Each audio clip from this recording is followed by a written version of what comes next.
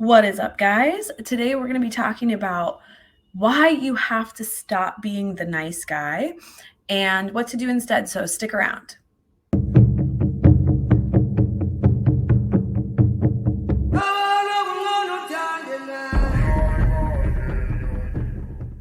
What's up? I am Justina Victoria. I am a psychosexual expert for men and couples.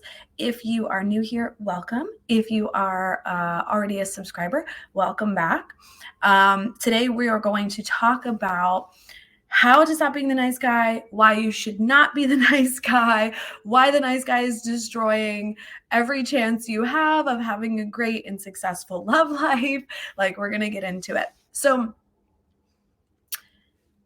I'm just going to say this, and I want you, if you struggle with people pleasing or being the nice guy or being a doormat, I want you to remember this. And I want this to be burned into, the cortex of your brain. The nice guy is repulsive to women. It's a repellent. Okay.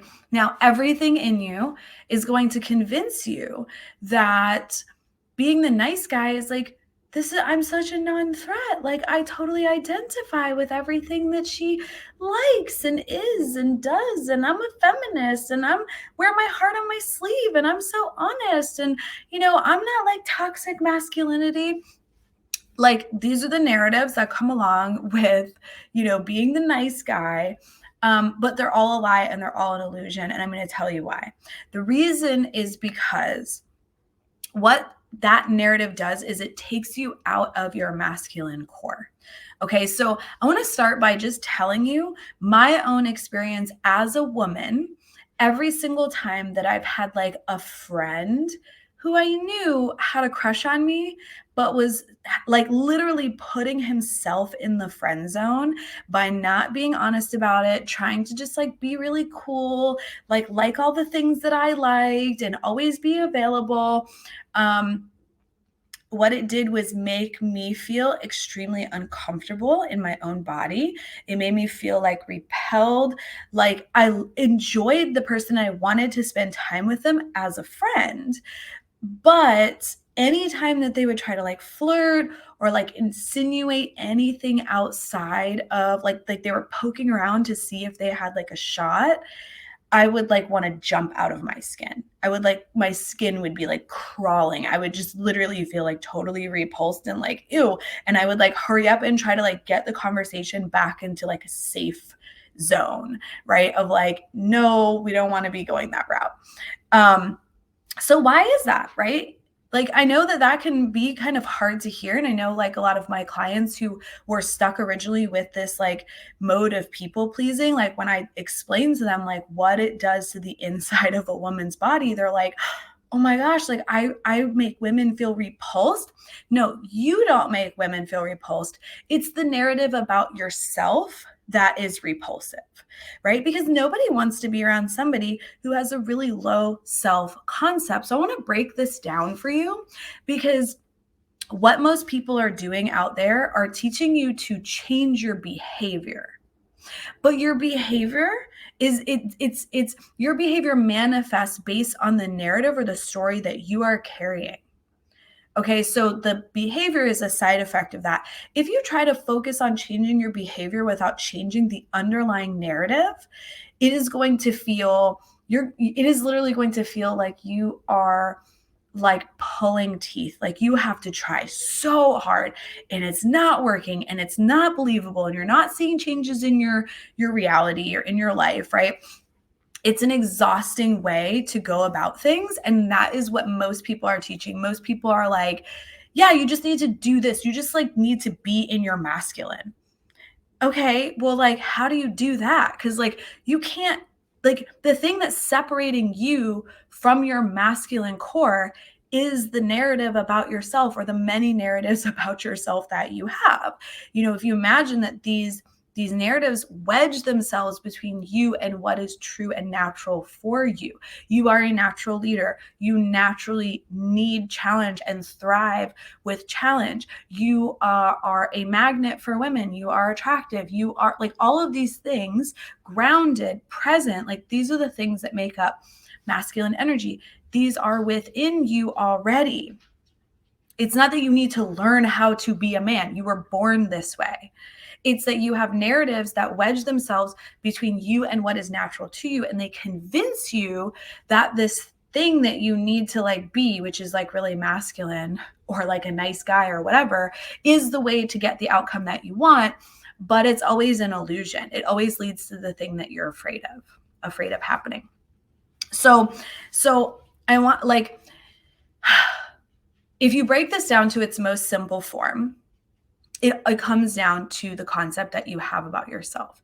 If you are acting from a place of people pleasing, from a place of being like a nice guy, if you're friend zoning yourself, if you're afraid of getting rejected, you have a very low self-concept.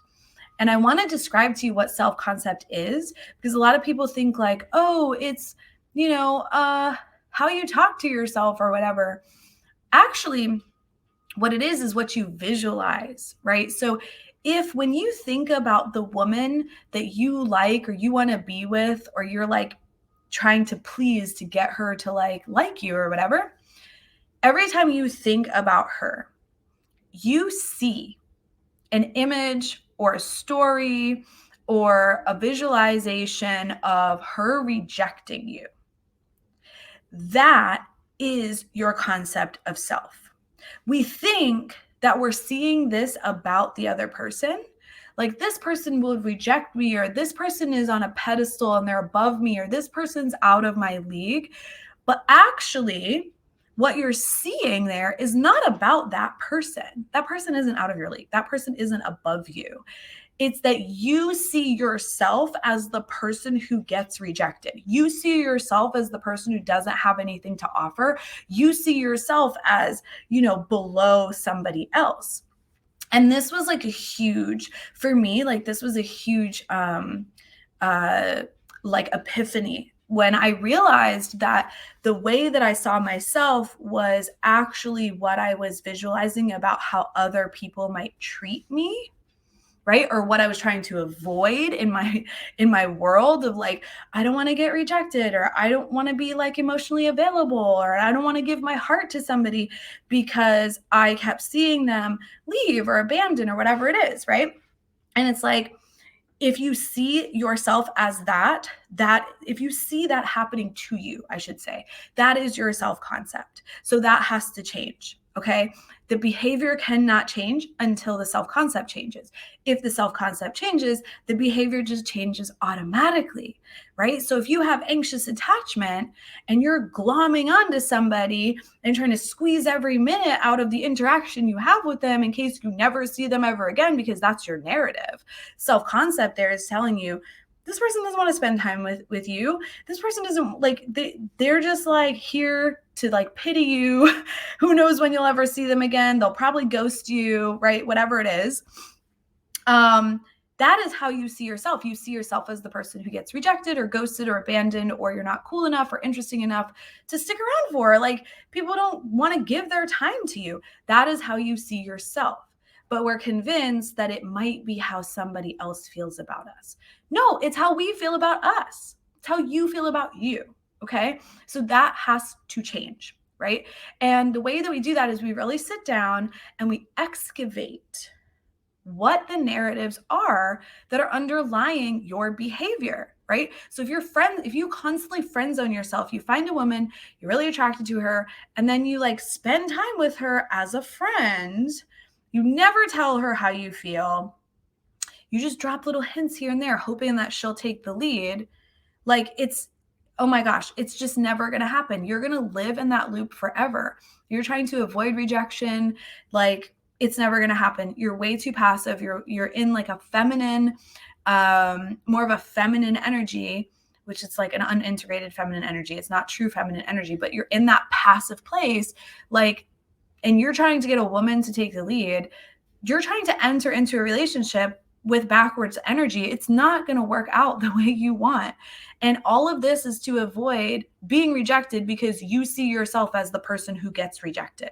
You're not good enough. You're not attractive enough. You don't make enough money. You're on a level that's lower than this person. Whatever it is, that has to change. How do we change that? You affirm something new. You affirm new thoughts that are in alignment. This is the absolute hardest part for people. It was the hardest part for me. It's the hardest part for all my clients. It's to be expected, but you persist. Okay. You keep going. You keep repeating. You keep affirming. It does not matter what is happening in your reality. The circumstances you are experiencing are based on a lifetime of holding that narrative. Okay. So it takes time for your 3D reality to catch up and for evidence to build up of your new affirmations, of your new story about yourself. It's not going to happen overnight. And that's why most people have a really difficult time changing, because they're changing to see something change in their reality instead of realizing that they're changing for them. I don't want to be the fucking person that gets abandoned. I don't want to be the person that gets friend zoned. I don't want to be the person that like gets rejected or whatever is that's happening to you. Like, do you want to be that person? Is that who you want to assume that you are? Is that how you want your life to play out? Because the people who are not experiencing that, they don't believe that. They don't see themselves as that version of themselves. They don't see themselves as that person. They don't get rejected. They don't get abandoned. They don't get friend zoned. They're always chosen. Why is that? And if you want to sit here and argue with me about how, oh, it's because this guy has more abs than me, or, he has more money or whatever it is, I'm sorry, like, it's fucking bullshit. And like, my clients have heard me say this about 1,000 times, but I love using Trump as an example. He's an absolute disgusting mutant. I don't care if you love him or hate him. You have to agree that he is disgusting. He's not attractive, but he believes that he deserves nothing less than to be with a supermodel. He believes that he deserves to be the president of the United States. And he believed that into fact, into reality. Okay. And so if Donald Trump believed that he was a worthless loser, who would ever vote for me for president? Or like, any woman would ever want me. Okay, that he would not have what he has. These things don't happen by magic or luck or accident. They happen because we make them happen based on the narratives that we have about ourselves. Okay, so let me hear the dog walking around. So Rusty. So you want to affirm what it is that you want to experience, and you need to decide, like, you have to make a decision that you're going to do this for you, and you're not going to give up. You're going to persist until your reality changes, until you believe it, until you believe that you're worth something, until you believe that, you don't want to be the person that gets rejected anymore. You think that is your reality. You think that is what you have been given. That's just what it is. It's not. And I've seen it hundreds of times working with my clients, working with myself. You change the story and everything changes. It's the story that comes first. We're meaning making machines. So if whatever meaning that we make, and we affirmed that, whether it's conscious or unconscious, that is what we are going to continue to get over and over and over. So let's talk about the fear of rejection, right? So that self-concept is driving this imagery in your mind that you're going to get rejected. So the nervous system steps in, and the nervous system is like, we can't have that. Right? Being rejected is a threat to our survival. It's a threat to meeting our psychological vital needs of love and belonging, right? So we can't be doing that. So we have to come up with all of these strategies, right? All of these strategies to not get rejected, to not allow that outcome to come to pass. But this is the thing, is it's always going to come to pass if that's the narrative. Like, and so you can try every strategy, and I'm sure you have. If you've been stuck in that nice guy, what's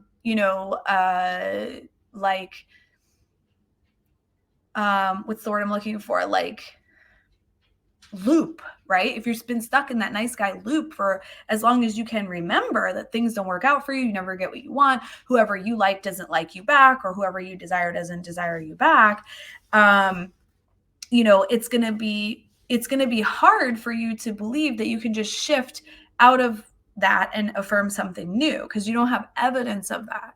So you have to ignore that for the time being. Okay. So it's the same as like if you go to the gym and, let's say you're really overweight, you need to lose 100 pounds.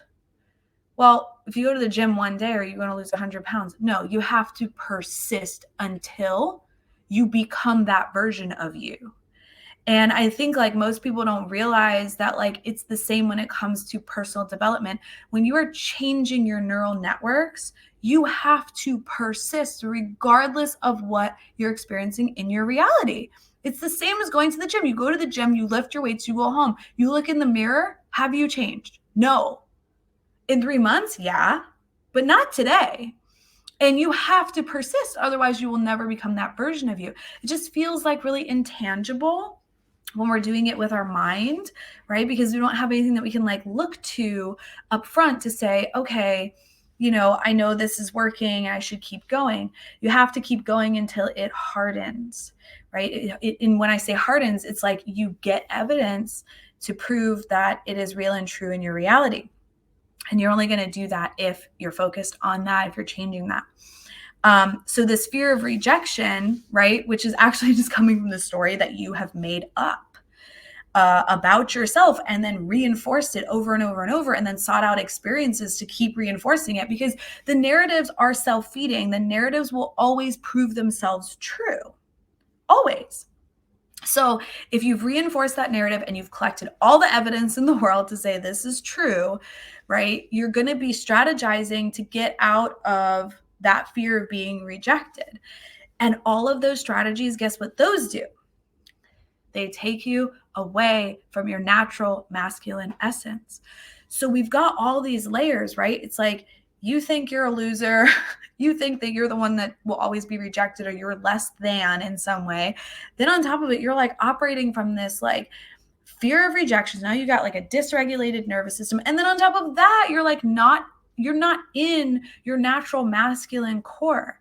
So we as women are like, ew, like, what are you? Yeah, I'll be your friend. Like, I can see that you have worth and value and that you're cool and like you have really amazing things to offer, but like you don't see that. So like don't ever approach me with anything but friendship, because ew.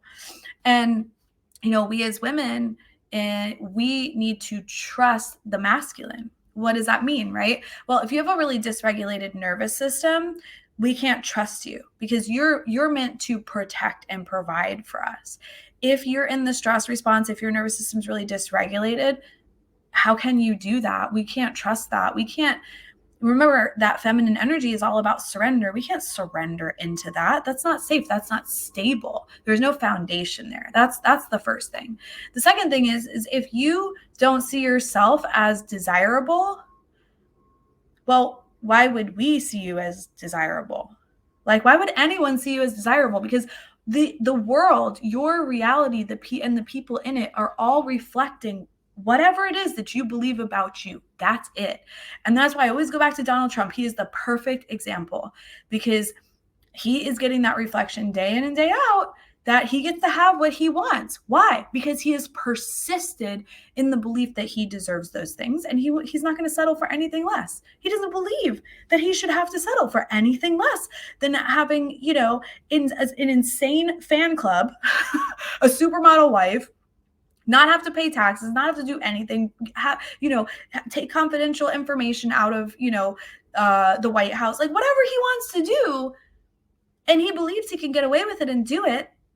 His reality is reflecting that, So like if somebody can go to that lengths to have that much, like that's why I love using him, because he's such a great example of like, you can literally be delusional and it will come true.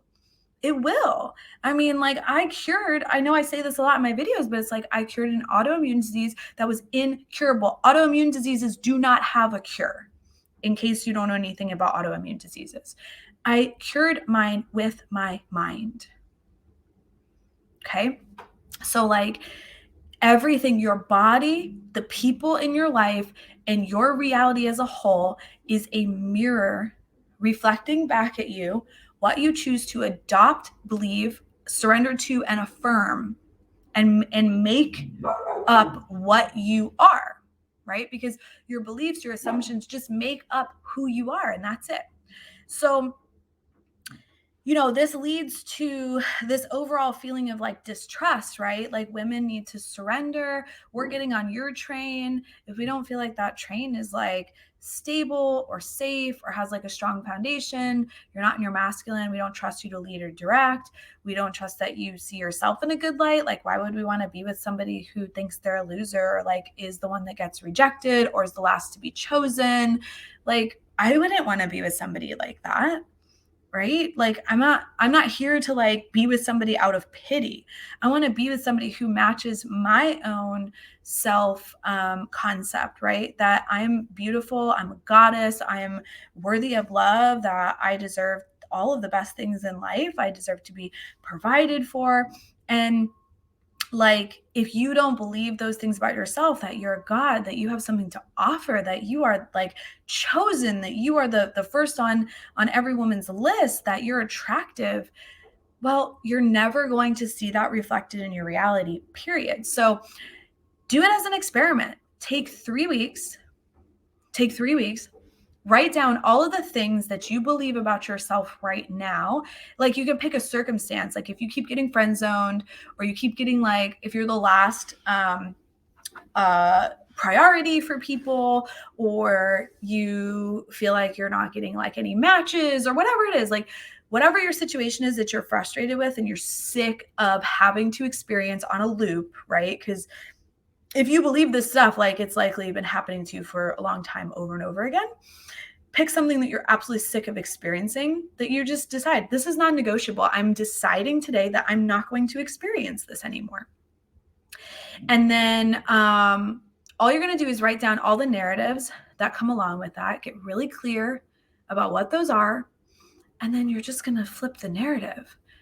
If you believe that you're not attractive, you can literally just say, I am so handsome, I'm glowing. People tell me all the time about how attractive and handsome I am and how I'm such a great catch and how, oh my gosh, like the ladies must love you. And women are always looking at me from across the room. You're not going to believe it. It doesn't matter if you believe it. You just need to affirm it until you do. And you're not like in the beginning, you're not going to have any evidence of that because you have momentum going in the opposite direction. But the most important part is that you make a decision that, no, I'm not going to live that way anymore. I'm not going to see myself as this person anymore. I don't want to be the pathetic weirdo who's like always begging and hoping that somebody's going to choose me and too afraid to ever tell them that like I have a crush on them. I don't want to be that person anymore. I'm going to change the version of me. You get to do that. People think like people don't change. It's a fucking lie. I work in transformation. I watch people change. I have changed dramatically over the years. So it's bullshit. People change. You can become whatever version of you decide to be. You have to do the work to do that. And that we do that through affirming, how would this person think? How would this person act? Right? How would this person behave? How would this person respond to this situation? You have to practice it. You have to get clear on who you want to be and start practicing that version of you. How does that version of me think? How does future me think? Well, future me doesn't think that I can't get anyone I want or everybody I want is like, not choosing me. That's not how, if you had everything you wanted, you would not be thinking that way. So think about like what it would be like if you could have any woman you wanted. Like, how would you be thinking? You'd be thinking, I can have every woman I want. Like plain and simple. This is not based on looks. It's not based on money. It's all based on your concept of yourself. However you see you is how everyone else sees you. So we want to change that, start affirming. And affirming just means that you're just choosing new things that you want to install and become your dominant reality. and you are repeating those things all day, every day, especially when the old story is coming up, especially when you think it's not working, especially when you think that you're not attractive, you are shifting your focus away from that and repeating, affirming, surrendering, believing in a new story of you. So I hope this is helpful. If you feel like you need a little extra support, this is something that you really want to work on, and you need extra support on that, I have my boys club, which is $69 a month. That goes through absolutely every single piece of wisdom that I have ever taught to my clients. We have how to integrate your masculinity, seduction, eroticism, romance. That's $69 a month. You'll find that at the link below. You can still work with me one-on-one. Those space is extremely limited. So you can send me an email if that's what you would like to try out. And I have my Erect course, which is the cure for erectile dysfunction, and my sexual anxieties course. And you'll find all of that at the link below. I will see you in the next one.